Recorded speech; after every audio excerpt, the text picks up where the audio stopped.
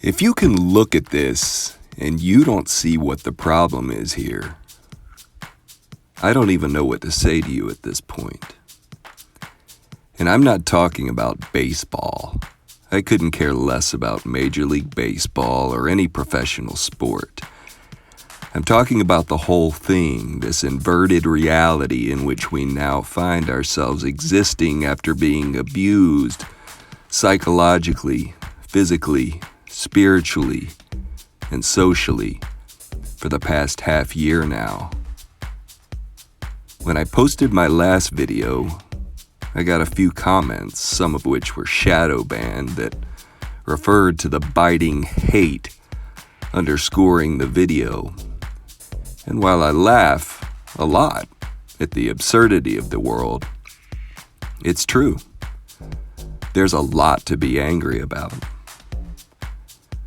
I've been thinking a lot recently on what makes all this so infuriating, and it's namely this, that pictures like this serve as a Rorschach test of sorts to separate those who see what is going on from the overwhelming masses who are still lost or just willfully blind and are basically just cardboard cutouts vaguely resembling sentient human beings themselves. Most people look at these pictures and they think, what's the big deal? It's just a baseball game. At least they let us have some baseball this year. And the marginally more enlightened will say something like, who cares about sports ball anyway?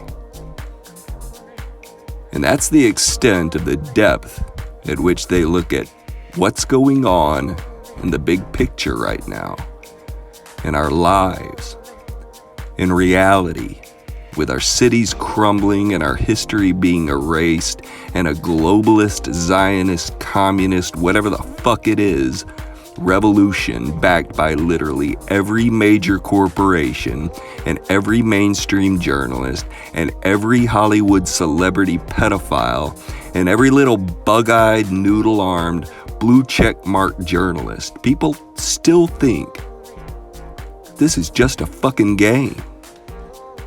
It's just a mask, bro. It's just a vaccine.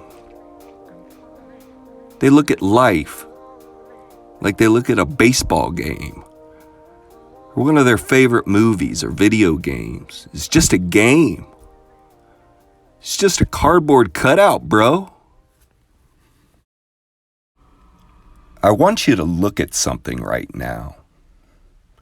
I want you to look at this footage and you tell me if this is all a fucking game. What do you see here? Because I see a man who has lived almost 100 years on this earth being rolled out of his nursing home into a clear plastic cuck cage where he can be viewed like a zoo animal by family members who haven't seen him in almost half a year. Almost 100 years on this earth. And these are his last days. This is how it all ends. In humiliation so deep and complete it almost extinguishes any lingering bit of real light and fight to be found within us all.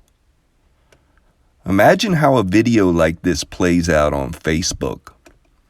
It's posted, and within a few minutes, there's dozens of people commenting feel-good bullshit like, "This makes me so happy.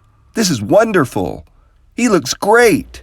But if you've been watching this channel and others like it, and you're watching this video right now, you know that's not what you see.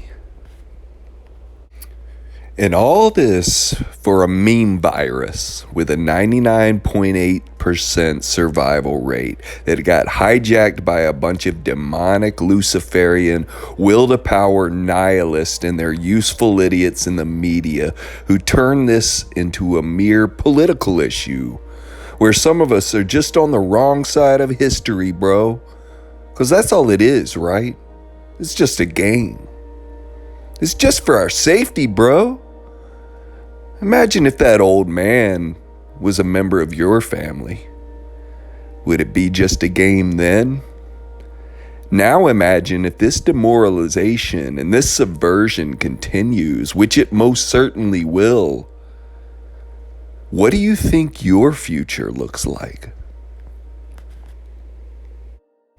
I can just hear people now. Imagine how fragile your psyche must be to get this shook up by some cardboard. White fragility much? Toxic masculinity much? Just like a Trump supporter.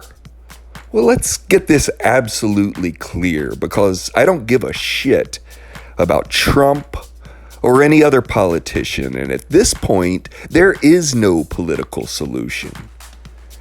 And the fact that you still exist in the two-party paradigm shows you just how hopeless you really are. I don't give one shit about these little games, because I'm not talking about games here. I'm talking about real life. I'm talking about our very existence on this planet. This fragile thing we call life that we're now barely hanging on to. And this isn't just some tinfoil rambling about the end of time. This is about a spiritual war between good and evil that is going on right now. Oh, shut up, Christ cuck. You and your sky daddy morality. Just put on the mask, because that's all it is. It's science and it's safety. And if you don't follow the rules, if you don't obey, you're putting us all at risk. Well, here's another thing to consider. If you don't think that these satanic forces want to see you flayed alive while you watch them rape and torture your children, you're beyond help. The richness, the quality of our lives is being so rapidly deteriorated and debased by this completely bogus climate where experts are dictating to people what they ought to value in life, and people are just taking it because they've been so traumatized into a state of subconscious paralysis that they have a fundamentalist reverence for people who speak self-assuredly and have credentials and the backing of billions and billions of dollars that they will never stop spending to ensure your ultimate graceless demise. And for many people, this trauma is so paralyzing, they actively defend those who would rather just see them die. They still think this is about drumpf or a mask or a cardboard cutout at a baseball game. They think it's just great that we got to see Grandpa again. It all depends on what it is you see when you look at the unconscionable human wreckage that's shoved in front of your face every single day. In a CIA interdepartmental memo from Project Artichoke, the question was asked, can we get control of an individual to the point where he will do our bidding against his will and even against fundamental laws of nature, such as self-preservation? This question was asked in 1952. Almost 70 years later, what do you think the answer is?